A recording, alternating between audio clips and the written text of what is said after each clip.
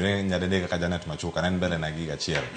kowuok Eldoret muchop Nairobi utiyo gi mano fare kata kuta tiyo gi ndege kata kubiro gi nyaka pesa bed kar kacha gigi timore joma tin ntiere kata ka gimanyo ka gidayudo footing mare kiwuok e familia ma ok onyalo ahinya dido ko opportunities moko dibed ni dibai kendo iwacho ni jogo manigi thuolo mar wuotho mar go pichni mabecho kaka Kevin wacho nikech gitime American spaces magin go Nairobi ka ibodo ni pichni go iketo oko tinyiso tich mabende timo kata kapok yudo tich machielo ma irito omenda ntiere kar ka kod gik mamoko maponi ida medo e iye ka yot gi pek ma uyudo mondo mi yud thuolo mag tijegi kata mar keto duondu mondo mi owinji Jeff ochal nani mokongo wa respond to apodo nikech nawinjo ko wacho wach moro kanyo ma important sana gik miwacho go ok ni ok timre to maybe samoro ntie joma have their way out easy yot mondo gi sail their way through ginene jobs mantiere gi well let's not run away from the fact here you do teach Kenya ka no shift from know how to know who iwinjo an gi jok mang'eny musiepe ga mawacho matimo gik miwacho go te you know some of them have their social media handles maran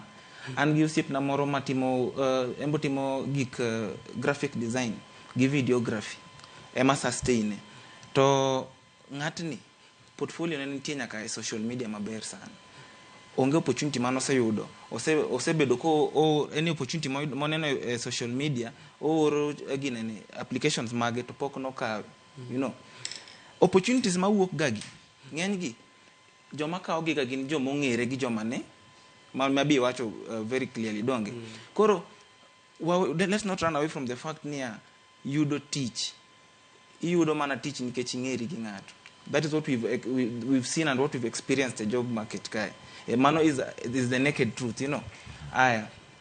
about that is not to say near ni wan koro warita tije gimomiyo wadhi e university mondo wapuonjre mondo wandikre tich but we ok will near serikal nonyiso wani ka bang' ginene bang'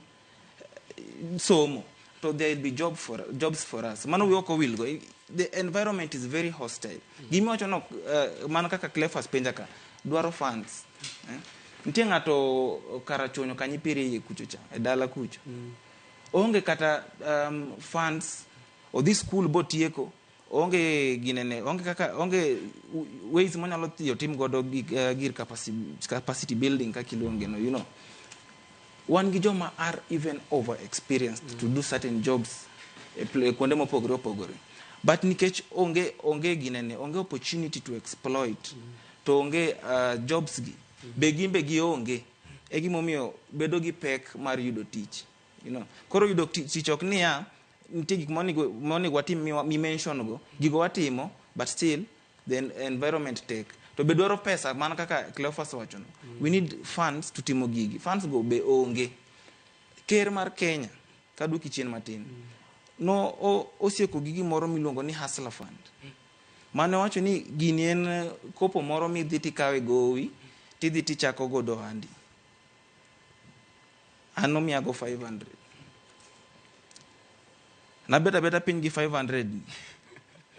ba pinjra ni ang'o manyalo chako gi 500 ni na end up na chamo kode gimoro sani bandha go you know what am I trying to say the environment is very hostile to regardless of gik miwacho go tetete pod gik moko tek one gi joma over experienced one gi joma osetimo capacity building but still they are going nowhere ntegi malongo ni the paradox of hiring tiende niya idwaro ni you apply teach ni idwaro ja 3 years experience I'm fresh from the campus does it mean does it mean ni okan eligible for this job well to kan kendo issue moro niya idwaro ng'at matimo tijno tidwaro ni osetiyo kamoro pok en fresh from the campus does it mean okonyal tiyo tijni koro environment no bedo niya yudo tich tech nikech idwaro ni ikuong ibed gi qualifications moko to qualifications gi kaka wadhi yudo iko kimiyo opportunity mar tiyo kari jo KRN en gi program moro mar graduate trainees jomo e campus iomo gitero gi KRN to gi train out of jogi te pare gitieko ka training to gidhi ga back home ba gibed kendo onge opportunity mar tiyo kata KRA kanyo koro ineno koro adwa ni accept ni the environment is very hostile To tok ni bende yiere ni thuolo ma ine campus